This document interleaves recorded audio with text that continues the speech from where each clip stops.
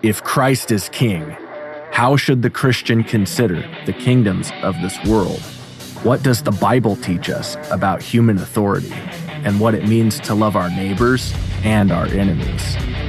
Before we render unto Caesar what is Caesar's, let's know what it means to render unto God what is God's. This is the Biblical Anarchy Podcast, the modern prophetic voice against war and empire. Hello, everybody, and welcome to another episode of the Biblical Anarchy Podcast, a project of the Libertarian Christian Institute and part of the Christians for Liberty Network. This week and every week on Biblical Anarchy, we seek to live counterculture to the empire of man and to instead seek the kingdom of God by unpacking what the Bible teaches about government, authority, and human relationships. I am your host, Jacob Winograd. So today's episode, I'm going to try to keep it brief for once. We'll see if I succeed in that. I recently had a conversation with Stephen Wolfe and Alex Bernardo. Now, Alex Bernardo should be familiar to a lot of you. He is a fellow host for the Christians for Liberty Network, part of LCI. He is the host of the Protestant Libertarian Podcast, and I've frequented his show a lot, and he's been on my show as well. And Stephen Wolfe should also probably be familiar to some of you listening. He is the author of The Case for Christian Nationalism, and we at LCI did a lot of work and coverage on his book and Christian nationalism as a movement over really for the past going on year and a half. We've been doing this, including sort of the climax being what we did at Freedom Fest. And then long story short, that content's been up for a while. And then when Christian nationalism and Wolfe were sort of trending because they were talked about on a recent episode of Tucker Carlson's show where he was interviewing Doug Wilson, I put out some comments out there related to Stephen and Christian nationalism and just my thoughts, which were pretty balanced. I think what I said was mostly that I have concerns about Christian nationalism. I think that it's sold in one way, but the way it actually plays out tends to be a lot more, let's say, there's a misleading aspect to it where it's sold as something very benign, as if all we are in pursuit of is a nation that's filled with Christians, right? Which, of course, any Christian would want. But there might be some things lurking behind that veil that are more than what people are bargaining for when they're sort of like dipping their toes in these waters. And that prompted, actually, I guess I had tagged Stephen on X and he saw it and he responded to me and to Alex on there and said, why don't we have a conversation? Which I was happy to. And I had also said in that initial post, in that thread, that even though I have concerns about Christian nationalism as a movement and about the things that Stephen wrote in his book, as well as Doug Wilson and what he's done in his book. And I plan on doing some actually coverage of Doug Wilson's book here soon, Mere Christendom, which it has a similar mission to Stephen, but slightly different. And it's a little bit more troubled by Doug than I am by Stephen, because Doug is almost trying to sell what he's doing as a sort of libertarian venture, so to speak, whereas Stephen isn't. In any event, Stephen's a paleoconservative. And so him and I actually agree on quite a number of things. We're very aligned on issues relating to foreign policy and sort of opposing the neocon establishment within the Republican Party and conservative Inc. sort of establishment and mostly mainstream conservative media. And so I don't view Stephen as an enemy. I don't view him as this like cartoonishly villainous person that he's been made out to be. I don't view him as a I think there's a distinct difference between Stephen Wolfe and your white nationalists and your Nick Fuenteses of the world. In any event, so I recently had that conversation and I thought it went really well. Stephen, even suggested we should have some follow-up because the first conversation was sort of spent a lot of time investing into just sort of like asking each other questions and working out clarifications. And towards the end, it was kind of like, hey, we're starting to get to the heart of where we really disagree.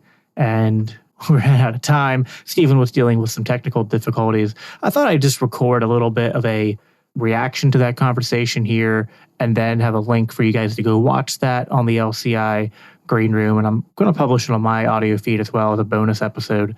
But I won't do that very often. I do want you guys to subscribe to the Green Room feed, but just this once because it was just a very important conversation. I put it up there, but there's a lot of other great conversations I've had on the Green Room feed that you guys should subscribe to. My thoughts sort of like, I've had a couple of days to sort of chew and digest. I went back and re-listened to the conversation that we had. I felt really happy that I was able to moderate because I do sort of find myself, wasn't just physically in the middle of Alex and Stephen in terms of the position of moderator, but philosophically and theologically, I'm very much in the middle of the two of them. Alex has sort of I don't know there's a neat label for what Alex presents. He's a Wesleyan and a Protestant.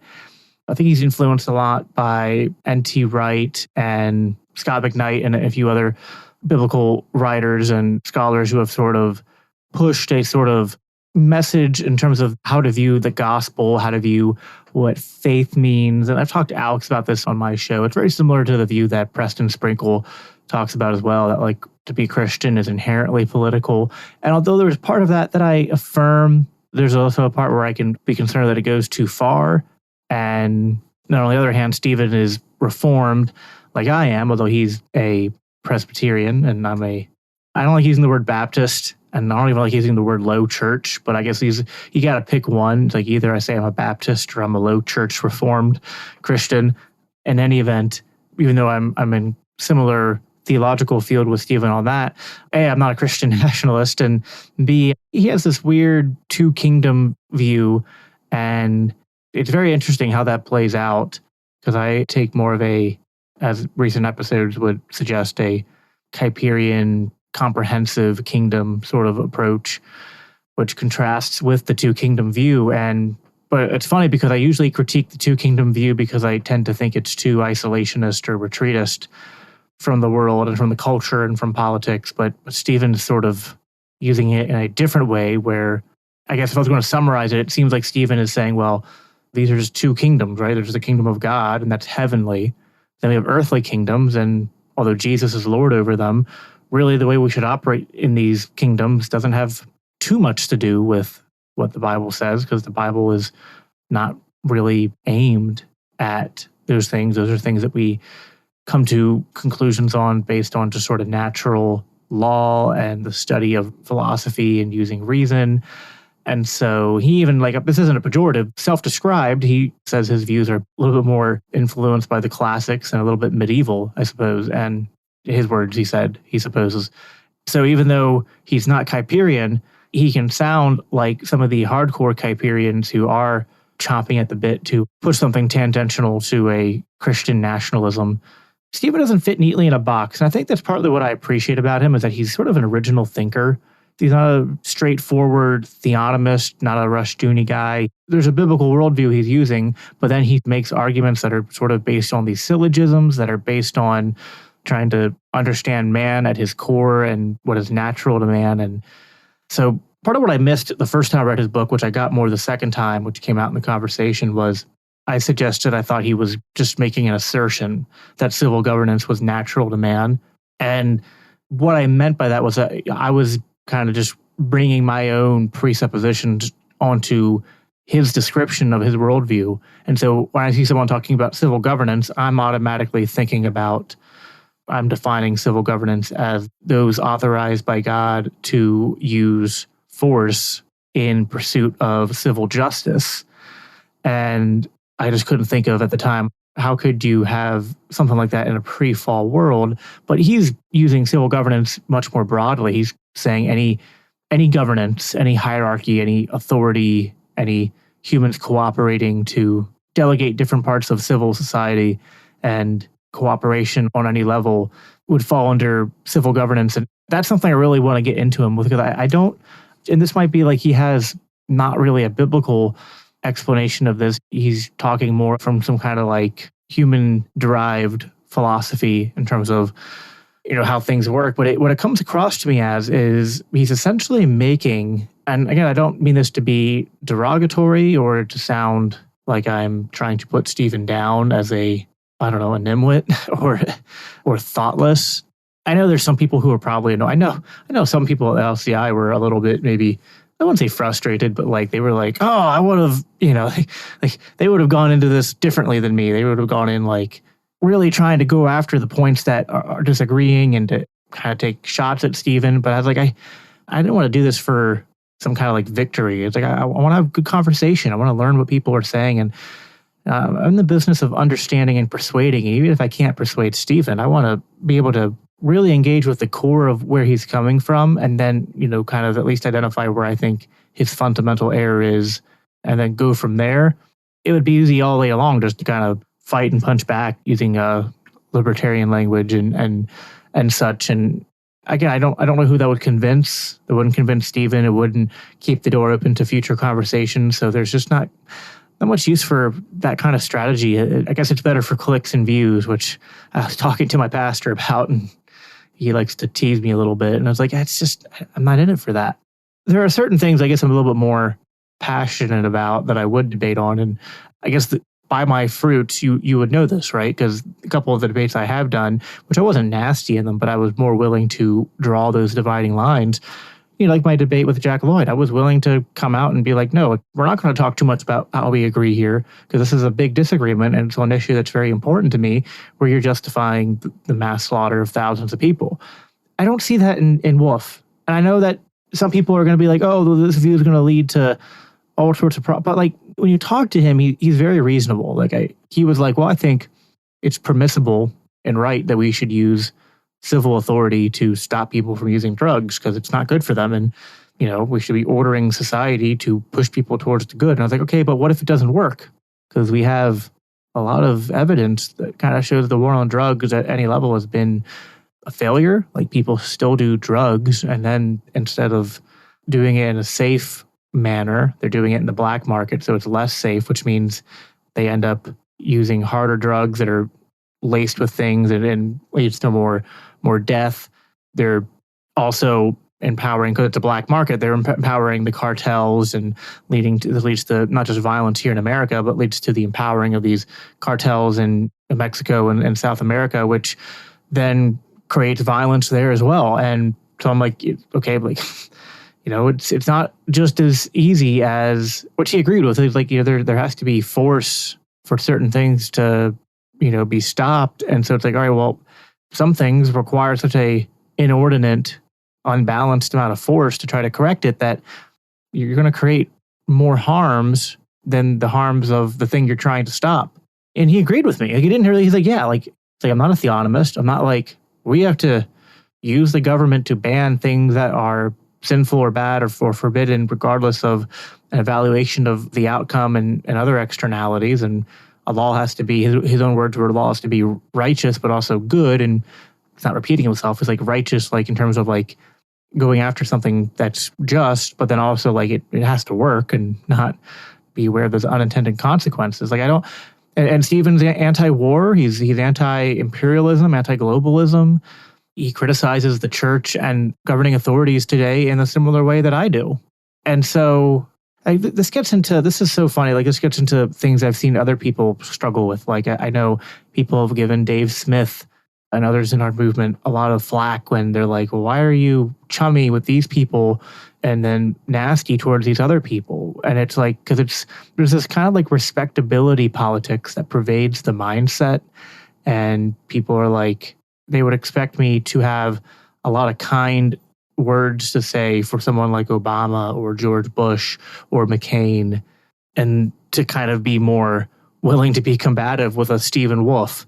And I'm like, I just don't like, I see Stephen as being honest about what his ideology is. And although I don't like parts of it, I also see that he's very concerned about violence and the loss of human life. Whereas someone like George Bush or Obama or McCain might like talk this weird Americanized game of, well, we're pro-democracy and we're pro-freedom and pro-liberty and American values and Christian values. But then they say all that on one side of the mouth, the other side of their mouth, it's turned the Middle East into glass. And there's no such thing as an innocent Palestinian. And, it's not a matter of if we'll send billions to Ukraine and billions to Israel. And, engage in all these entangling alliances, that all these interventions. It's just about how many and how much. And, there's the blank check for a lot of these things. John McCain, Joe Biden, and a lot of the people that these names that people will throw out. You look at their track record, you look at what they've contributed to. They've, on the low end, hundreds of thousands, and on the high end, which I think is more accurate, in the millions of innocent lives on their hands. And then those who aren't dead, then there's hundreds of thousands or millions who are at least living in poverty and impoverished and subjected to totalitarian regimes that we help to prop up and put into place.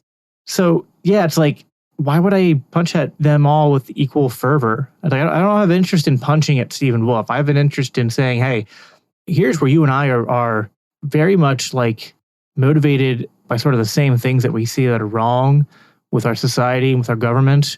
And we have a concern about human life. We have a concern about the goods. And I think we just disagree about what's the right path forward.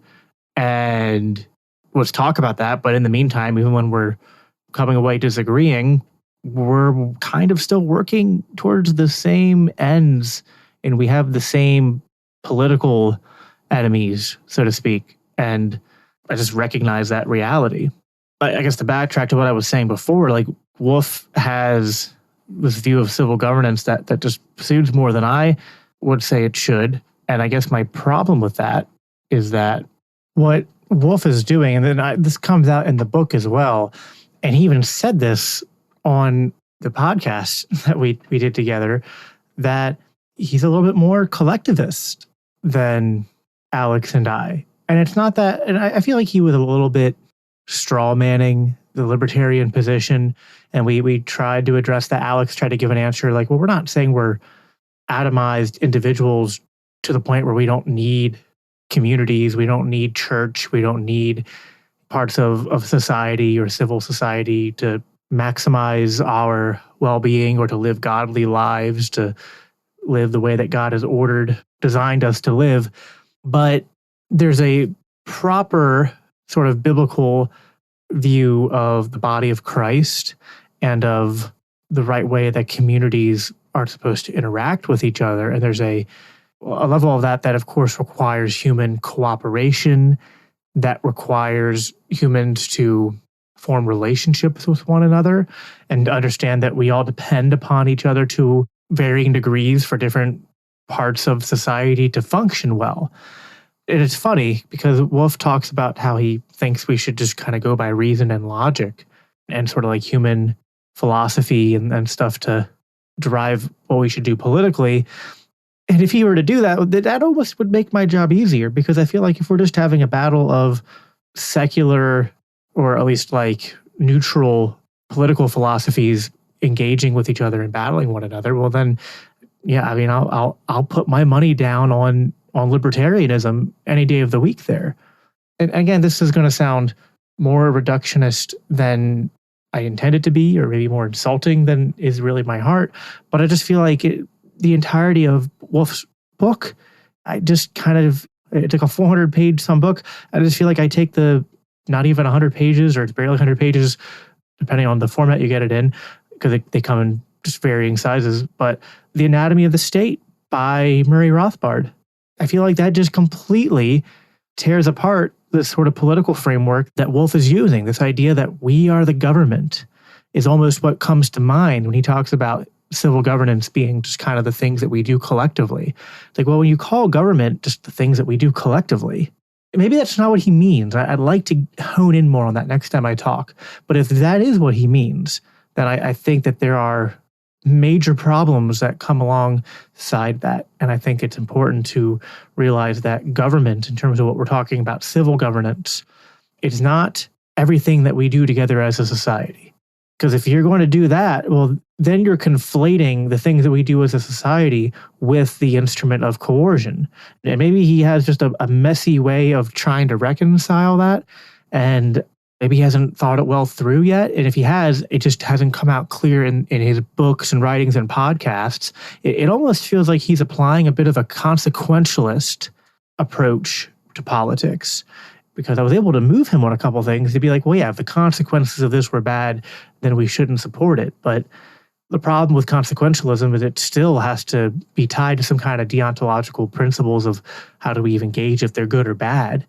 And so you can't divorce consequentialist analysis from a deontological one. And so at any rate, these are all very interesting threads that we only got to the very beginning of pulling out by the end of our conversation.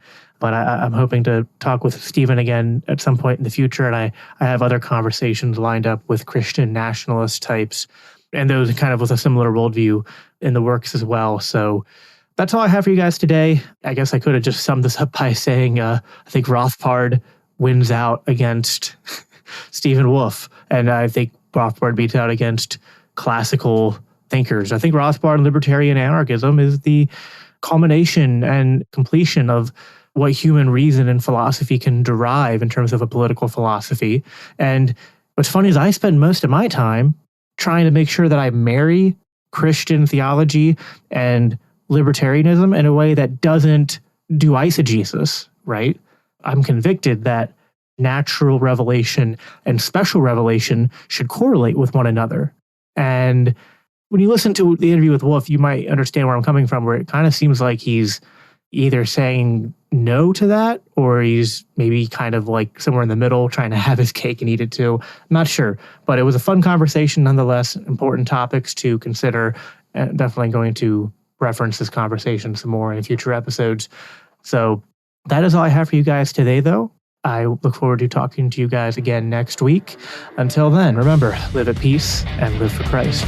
The Biblical Anarchy Podcast is a part of the Christians for Liberty Network, a project of the Libertarian Christian Institute. If you love this podcast, it helps us reach more with a message of freedom when you rate and review us on your favorite podcast apps and share with others. If you want to support the production of the Biblical Anarchy Podcast, please consider donating to the Libertarian Christian Institute at biblicalanarchypodcast.com, where you can also sign up to receive special announcements and resources related to biblical anarchy. Thanks for tuning in.